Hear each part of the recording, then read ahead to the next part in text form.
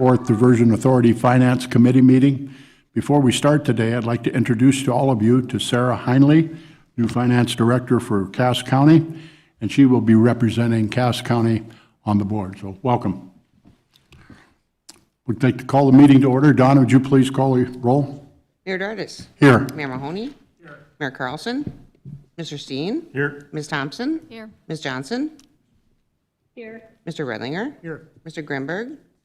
Mr. Pepcorn. Here. Mr. Capitan. Here. Mr. Reese.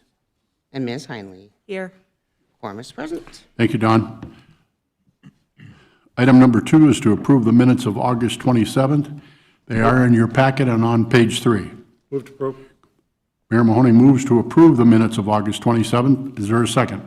Second. I have a second by Commissioner Capitan. We have a motion and a second. Is there any discussion? Hearing none, all those in favor, please signify by saying aye. Aye. Opposed? Motion carried. Thank you. Item number 3 is to approve the order of the agenda. Again, it is in front of you. Move to approve. Mayor Mahoney moves to approve the order of the agenda as presented. Is there a second? Second. Mr. Steen seconds. We have a motion and a second to approve the order of the agenda for September 24th, 2025 as presented. Is there any discussion? Hearing none, all those in favor, please signify by saying aye. Aye. Aye. Opposed? Motion carried. Moving on, we are now on item number 4. Item number 4 is to approve the bills of Susan Thompson, Finance Director for the City of Fargo. It is on page 6 and in your packet. Good afternoon and welcome, Susan. Hi. The bills, as the mayor said, are on page 6. It's a light month.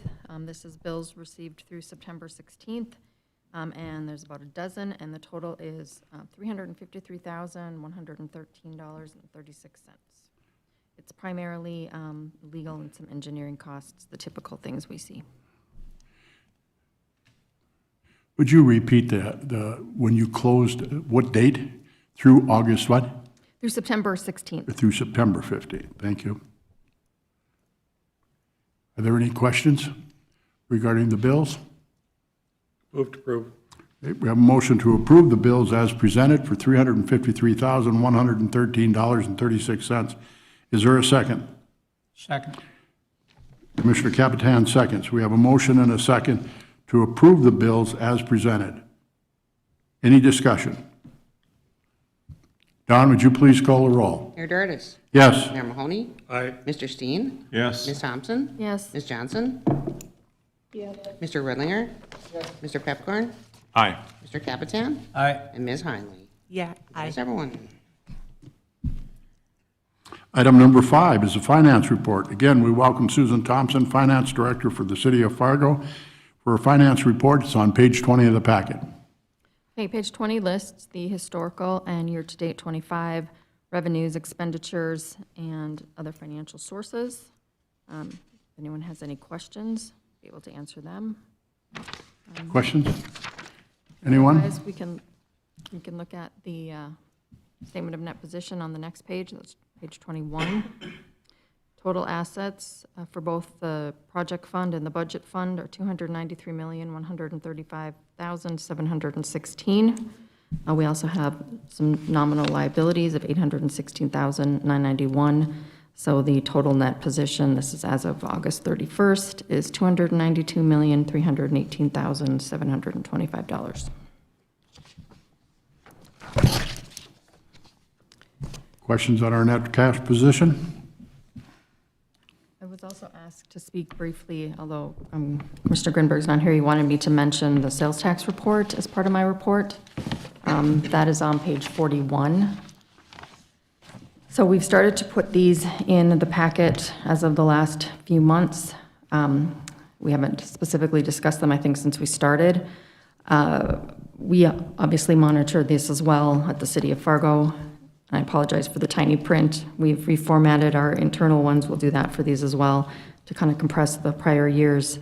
But clearly we're more interested in year-to-date. I generally look at these with a bit of a grain of salt because the tax department is a little more on a cash basis. There's also refunds, and then there are sometimes the remittance back for the purchases over the minimum. And then they have kind of sometimes if the end of the month falls in the weekend, they're not due till the next month, so then the receipts aren't till the next month. So I kind of look at this like you watch the stock market more in a trend than month by month. However, we are starting to see, I think, a trend.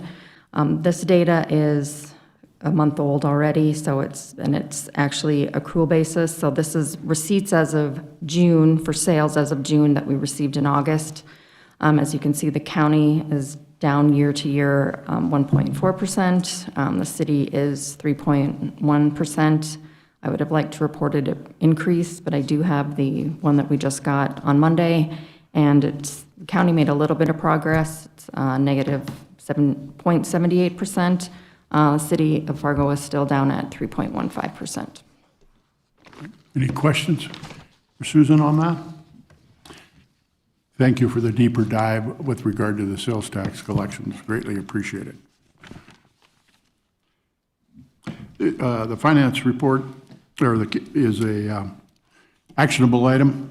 Move to approve. Mr. Steen moves to approve the finance report as presented by Ms. Thompson. Is there a second? Second. Commissioner Pipcorn seconds. We have a motion and a second. Is there any discussion? Hearing none, all those in favor, please signify by saying aye. Aye. Opposed? Motion carried. Thank you. Item number 6 is a cash budget report. We call on Paul Barthol. It's on page 42 of the packet. Thank you. Welcome. Thank you, Mr. Chair, members of the committee. In front of you is the annual revenue status. A couple things I'd like to point out here. As you see, the current month and the city and county, Cass County sales tax. Our fiscal year to date is lagging a little bit behind what was anticipated, just basically mirroring what Ms. Thompson had previously reported on our estimates of the sales tax are down year on year. So the other thing I'd like to point out on this is that in the last month we did have a $24 million legacy bond fund draw. And if you notice that the 2025 cash budget has been completed, or basically all the funds have been drawn from that account now. So we won't see any more additional month-on-month legacy bond draws. So all $435 million of that fund has now been taken and utilized by the project. Then also again another $3.8 million in state of North Dakota SRF funds were utilized this last month. So we had a pretty robust month of revenue of $35 million, which is actually a good thing. Year on to date, we've also utilized $155 million income that way. The one thing that we have not started drawing off of yet is the WIFIA draw. So that $234 million has still not been touched yet this year. So that's our revenue status. Expenditures, level 1. One of the reasons that I said it was good that we had a robust month for revenue, if you look at, we've had a pretty significant uptick in milestone payments to the developer. We're up over $91 million at that cost to date. That is due to in the statement of principles, there was a revolving fund that they could access up to $90 million for work that was about 80% complete, and allow them to tap into that. So the developer has tapped into that revolving fund, and so you see the payments for that. We also have an uptick in our lands and impacted property mitigation budget with the trial and eminent domain trial, the outcome that we had in August. We've seen a few negotiations and settlements outside of that trial, which I think is a good thing. And so those are starting to hit the books. They didn't show up in this month's bills, but we've seen a couple of them hit the books previously, and then we anticipate those hitting before the end of the year. just noting to kind of piggyback onto the cash budget report, this lands and property mitigation, due to there being almost $35 million remaining, we are tracking that one very closely to make sure to see what will get expended this year and what will need to get pushed into the 2026 cash budget. Aside from that, there's not a whole lot else on the expenditures worth note. I can go into level 2 if something has We have a questions. question on level 1. Hey, Paul, just, thanks for that. Just a quick, 2 questions on level 1. The revolving fund, what's the max? on that? It's right at about 90 million. That's the max, right, 90? Yeah. Okay, so that amount of expenditure will just, that won't increase, that's pretty much what they can draw this year? Anything can pay down and draw more? Or how does that work? That's a great question. If they hit interim completion, then they can, those funds will be removed. So we've already paid them 80%. They'll get paid the remaining 20%. And then the allocation that's in that revolving fund will be removed. Okay. So then they'll be able to basically replenish that revolving fund by milestone payments that hit interim So completion. basically, it'll be replenished by the substantial completion, meeting their milestone requirement, and then it goes back to whatever number, and then they can grow back up. Right, it'll lower down, and that'll give them some more headroom, and so then they can provide, they can submit other pieces of infrastructure that they can get paid out at that 80% level. Okay, and then another question, so with that answer, so on that line item, the milestone payments, the remaining fiscal year 2025 is 142 million? Yes. Do you expect to get to that amount by the end of fiscal '25? According to their schedule, we should be at close to 120 million. We do have several significant milestone payments for Reach 5. And then we're also looking to get through probably a half dozen to a dozen milestone payments here in the next couple months through ICE. And so that, again, that'll pay out the remaining 20%, but then allow them to replenish up to that $90 million mark, what gets paid down. So I think we're gonna be close to that 140, maybe not quite all of it, but I think could probably at least 120. And that's a good thing, in my mind, so.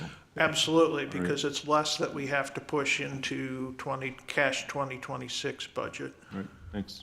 Yep. Any additional questions on the level 1 summary? Please continue. All right, well then let's just jump down to the administration budget. This is the tracking of expenses of salary, benefits, and the workings of the Diversion Authority. As you can see, we are tracking well below budget there. This is through the end of August, and so we're able to basically almost a month behind under budget on this budget. So I think we're tracking well here. Any questions on the authority operations budget? Mayor Mahoney. Just a question on office expenses. I was under the impression your present space is free rent, or what's the office expenses you're paying? Copy machines, paper, those type of expenses. It's the cleaning. So the space itself is rent-free, but we have to pay for cleaning and maintenance of it. So those type of costs. And you're anticipating moving to the new building next year? That's the anticipated date. I think So will we're our- looking at will July, our- August timeframe, yes. Will our costs change then as far as those costs for administration? Will they go up or down next year? Should probably be about the same, may go down a little bit because the developer is providing some of the services there too. They'll provide electric, water, gas service for heating and everything that way. I think they're also providing internet service, which we're paying for now, but they will provide that. So in that sense, it will probably be fairly close to the same because we'll again have to provide our own copiers, paper, the day-to-day type thing. So we'll look at that. I've been working with Jason Benson on this budget and in the cash budget for next year. Probably to offset that, there may be some new equipment that we need to buy to help furnish that. So I don't anticipate this office budget going down, if at all. Any additional questions? Please continue. That's the end of my report, Mr. Chairman. As a note to the public, would you please just share why some of our Minnesota members are not here today, as well as our executive director?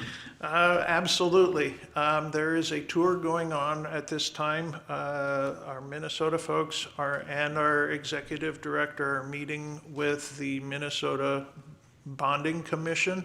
They are out touring this area, and we are hoping to have them maybe divert them into North Dakota and possibly see the project, but they'll for sure be looking at Georgetown, Wolverton, and some of the projects in Minnesota. So this is in line, and we're making a very strong pitch to this group to start and look at dedicating bonding and funding towards the Diversion Authority project, especially the Minnesota side that would help complete the city of Moorhead pump station work and the work by Georgetown and Wolverton that's being done by Buffalo Red Water Resource District.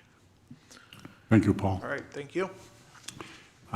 This cash budget report is for information only, so we move on to item number 7, is resolutions to assume planning, design, and construction of the Cheyenne River mitigation. It's on page 5 of the packet, or excuse me, it's in attachment 5, page 49, and we're going to call on Mr. John Shockley for this discussion. Thank you, Mr. Chair, members of the Finance Committee. The resolution before you is a resolution to take over construction of the Cheyenne River Mitigation Project. For those of you who may not have been around since the initial phases of the project, the overall comprehensive project for the diversion requires mitigation be undertaken in different elements of the Red River Valley. This is the final mitigation project that's associated with the diversion project, and it's mitigating some of the habitat and also some of the other fish passage issues associated with the Cheyenne River Mitigation Project. It is not scheduled to be completed until after the overall diversion project is going to be completed. So if you think about it from a scheduling standpoint, this likely won't be completed until 2028, 2029, in order to make sure that West Fargo and the city of Horace maintain their flood certification. The authority's leadership has been in conversations with the Corps of Engineers to take over the responsibility for design, construction, and engineering of this project for a couple of reasons. First of all, it allows the authority to implement it, we believe, in a more cost-effective manner, and also to get it done in a much more efficient manner, and because we have some of our member entities are connected with the project, and we have great relationships with the city of West Fargo, Southeast Cass, and we feel that we can undertake the project in a much more efficient manner. Also, as part of taking over the project, we are able to get the federal funds that are due under the project partnership agreement faster or sooner time period, because until this project is completed, the federal share through the Army Corps of Engineers cannot be finalized, and therefore the return of funds from the Army Corps of Engineers of any unused amounts will not come back to the authority. And so leadership, Jason has indicated, is on a tour, but leadership of the authority is recommending to take over this portion of the project. Paul is available if you have questions about the budget adjustment regarding the Cheyenne River Mitigation Project. If you approve this resolution, we would then notify the Army Corps of Engineers. We would anticipate undertaking what's called a memo to the record that would allow us to start the design phase of the project. And then, once a PPA amendment is ready, then we would enter into the PPA amendment formalizing the actual construction of the Cheyenne River Mitigation Project. Happy to answer any questions, and Paul is also available to answer any of the budgeting issues. Thank you, Mr. Shockley. Again, we're on item number 7, and we're looking for a motion to approve the resolution to assume planning, design, and construction of the Cheyenne River mitigation. Mayor Mahoney. I would move to approve, but I'd also ask the question, John, the green line you're doing, is that a ditch or a pipe? That is, to give you a size perspective, that is the current Horace and West Fargo diversion as compared. The blue line is the stormwater diversion channel. And so it kind of gives, it's a great illustration of the size differential. So, but that's already built. Yeah, the green part is already built. We just have to mitigate some of the structures to allow fish passage to better traverse that project. Second. A motion and a second to approve the resolution to assume planning, design, and construction of the Cheyenne River mitigation. Is there any further discussion? But just to be clear, Bernie, in some ways what the discussion is that this might be cheaper if we take it, if rather than the Corps takes it. It could be considerable savings for the diversion. Correct. That is absolutely correct. And more efficient from a time schedule. Again, Mr. Shockley had indicated that there's going to be a budget change request. That is down on number 9, and that will be a discussion that Paul will lead us in. But we are talking a $53 million budget change. So if there's any questions on either of those, we'll, being that it's tied to item number 7, we'd certainly have Paul come up, but we can discuss it on item number 9 as well. All right? I have a motion and a second. Is there any discussion? Don, would you please call the roll? Mayor Dardis. Yes. Mayor Mahoney. Yes. Mr. Steen. Yes. Ms. Thompson. Yes. Ms. Johnson. Yes. Mr. Redlinger. Yes. Mr. Pepcorn. Aye. Mr. Capitian. Aye. Mr. Reeds. Yes. Ms. Heinley. Yes. That is everyone. Thank you, Don. Motion carries. Item number 8 is memorandums, understanding, and agreements. Again, we call on Mr. Shockley. We're discussing items A through C. That starts on page 56 and goes to page 100. Mr. Shockley. Thank you, Mr. Chair, members of the Finance Committee within the UMA area. And there are multiple carriers that, it's my understanding, there are multiple carriers within that have bandwidth on the tower.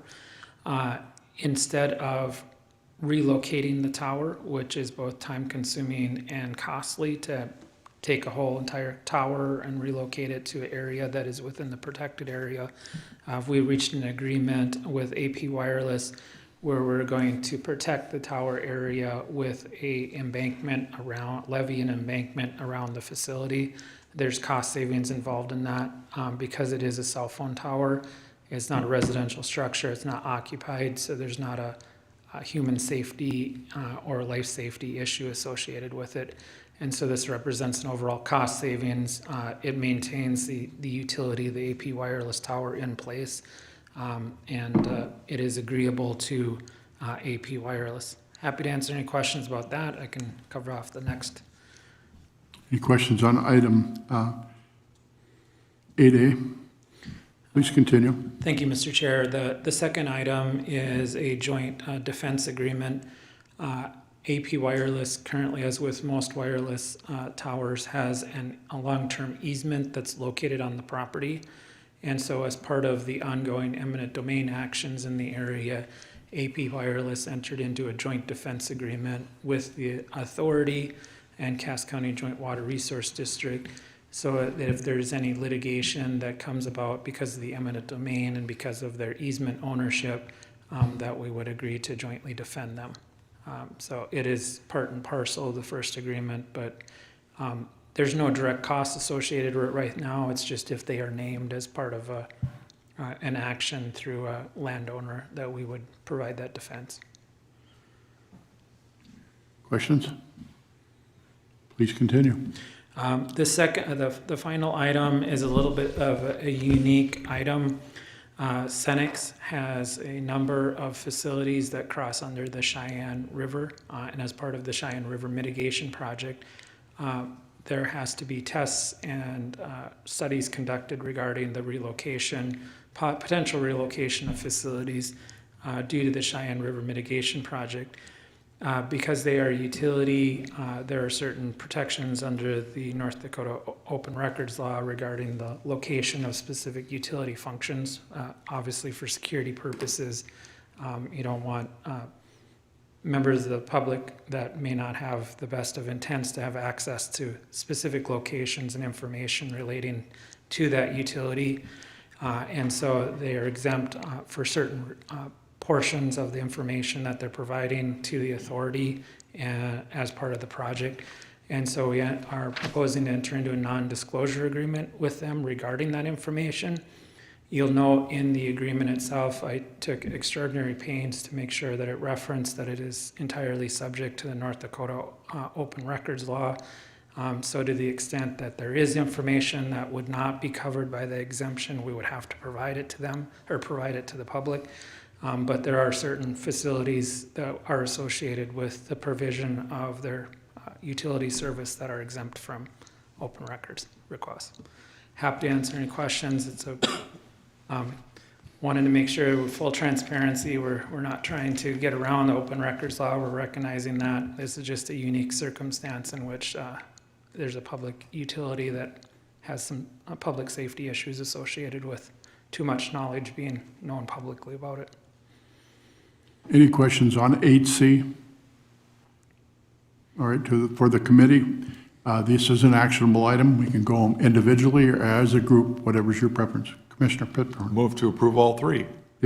Commissioner Pitcairn moves to approve the MOUs and agreements on 8A, 8B, and 8C. Is there a second? I will second. Mr. Redlinger seconds. We have a motion and a second. Is there any discussion?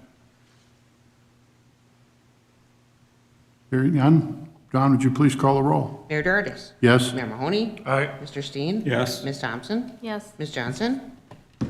Mr. Redlinger. Yes. Mr. Pepcorn. Aye. Mr. Capitan. Aye. Mr. Reese. Yes. Ms. Heinlein. Yes. And that is everyone.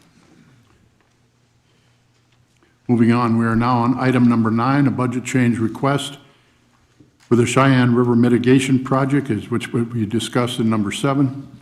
And this is a discussion that is on page 105 of the packet. We'll ask Mr. Paul Barthol for this information. Paul? Thank you, Mr. Chair, members of the committee. Again, this is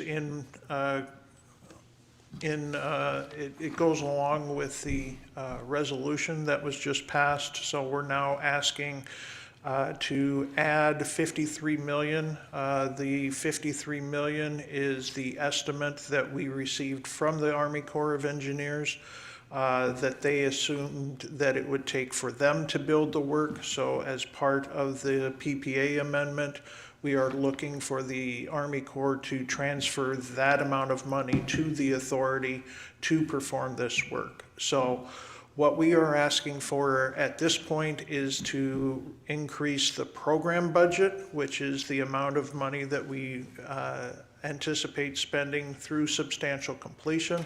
So increase it by that $53 million at this point. So our program budget will increase from that $2.892 billion to the $2.945 billion number that we will start tracking from here on out if this is approved. So the anticipated funding to match this is like I said, after the PPA amendment, and so depending on when that is and we get authorization from the Corps, we're anticipating those funds to come to the program sometime next year. So I would be happy to answer any questions, but this is basically the financial follow-up to the resolution that was just passed. Any questions? Anyone? Again, this is an actionable item. Committee members? Mr. Chair, Mr. Steen? I would move to approve the budget update to $2.945 billion with a $53 million adjustment. Commissioner Capitan seconds. We have a motion and a second to approve the budget change request for the Cheyenne River Mitigation Project from $2.892 billion to $2.945 billion, an addition of $53 million. Is there any discussion? Don, would you please call the roll? Mayor Dardis. Yes. Mayor Mahoney. Aye. Mr. Steen. Yes. Ms. Thompson. Yes. Ms. Johnson. Mr. Redlinger. Yes. Mr. Pepcorn. Aye. Mr. Capitan. Aye. Mr. Reeds. Yes. And Ms. Heinley. Yes. That is everyone. Motion carries. Thank you, Don. Moving on to item number 10 is the Diversion Authority Board approval contracting actions. Again, we call on Paul Barthol for this information. It starts on page 106. Item 10A is on 108. Item 10B is 111. Paul? Thank you, Mr. Chair. Let's start with Work Package 41A, the Maple Bit River Benching Project. This is a project that is upstream of the Maple River Aqueduct. It is needed for the P3 type project to reduce velocities going across and approaching the aqueduct. So it's basically widening out the river and providing benching and reinforcement through utilizing existing trees and providing trees that we have on authority property. So we're going to be utilizing those as part of this construction. Comstock Construction Incorporated was the low bid, with a low bid of $358,400. It was significantly lower than our engineer's estimate. If we take a look at that and the other two bids, the reason that we did recheck with the bidder, and we also double checked all of the calculations and figures in the bid just to make sure that there wasn't a decimal point that slipped or an addition error or multiplication error, and it all checked out.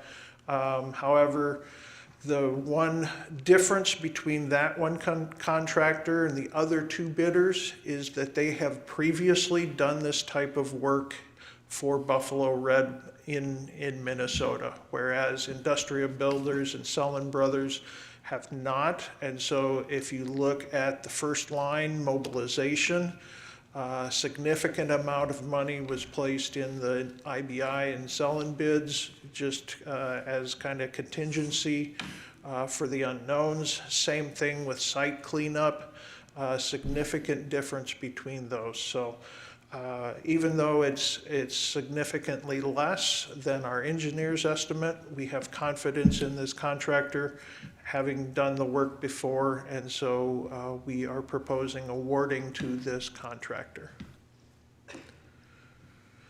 The other one that's in front of you is this task order amendment. This is also a follow-up to the resolution. This is a scope and fee increase for 2025 and 2026 for Houston Moore Group to begin the preliminary design and preliminary work for the permitting for the Cheyenne River Mitigation Project. So this is incorporated within that $53 million program budget change, as the Corps had a significant amount of design cost within their estimate. And so this will be incorporated into that. However, because it's not been approved yet, we have not incorporated it into the 2026 cash budget. So any questions on either one of those? Questions for Paul? All right, thank you. These are actionable items. We can take them separately or together, whatever's your preference. Move to approve both. Mayor Mahoney moves to approve the DA Board approval contracting actions for 10A and 10B. Is there a second? Second. Susan Thompson seconds. We have a motion and a second. Is there any further discussion?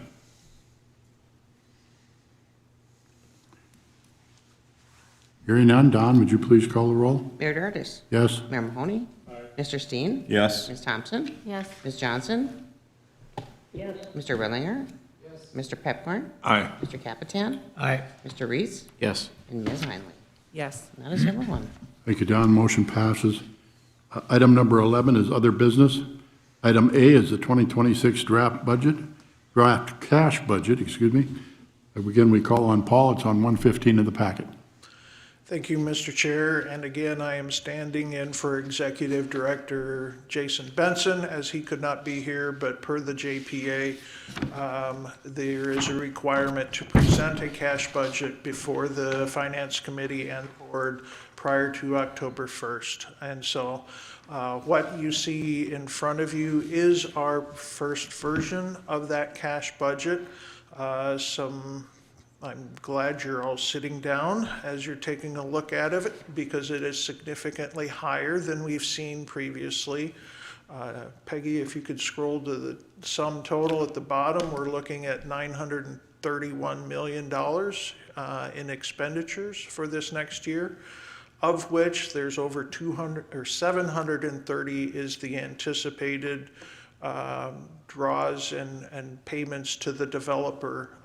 This is based on their schedule, as if when they are still anticipating an October, end of September, early October completion date. And so basically what we've been anticipating in expenditures to the developer has all been condensed down to this 1 year. And so getting back to Mr. Steen's question, if it's not spent this year, you're going to see that number go up because they're still holding in their schedule that October 2026 completion date, so their payments end at that time frame.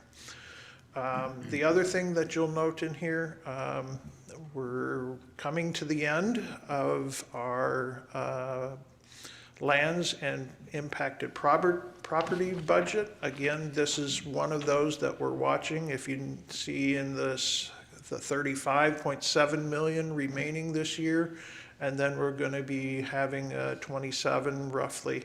However, if we don't close on the properties that we're anticipating yet this year, it'll get pushed into 2026.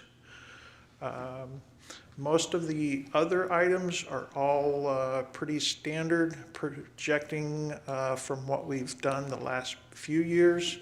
One other thing to note, we will see that $50.975 million from the construction contingency. That's basically per the statement of principles.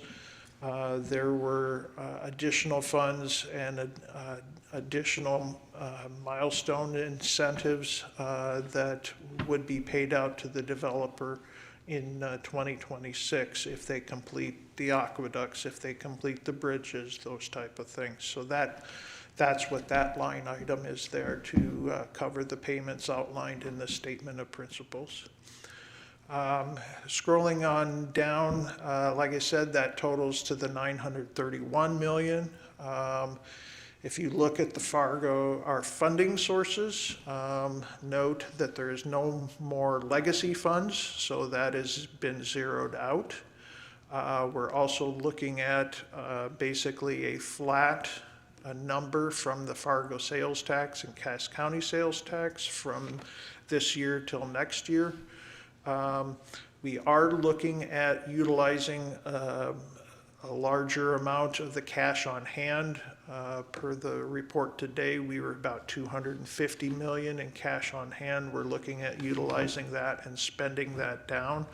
One of the reasons that we want to utilize that is that with the WIFIA draws, we do still have the 569. We have not tapped into that, but as we get to interim completions, we can start using some of that this year.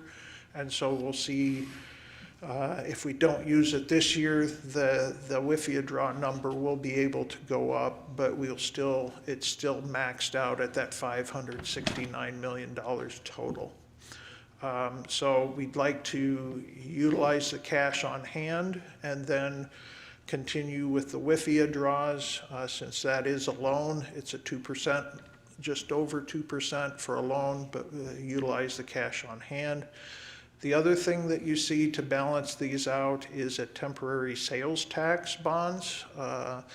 Through the financial plan and through the program budget, we've anticipated basically a short-term bonding to cover any expenses. And so to make sure that we had the funding on hand to pay the developer, we're looking at about $220 million in temporary sales tax bonds. So are there any questions? Questions on the cash budget for 2026?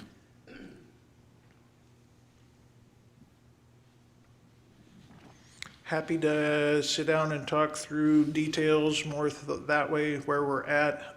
Like I said, we do have a few things that we are refining and we will refine by the end of the year. So you're looking at either in December or January having the final cash budget in front of you. Thank you. This item is for information only, but it will be presented to the full board tomorrow. Does any member of the Finance Committee have anything that they'd like to bring forward at this time? Any of the staff have anything? Hearing nothing, our next meeting will be October 22nd, 2025. Thank you. Have a good evening.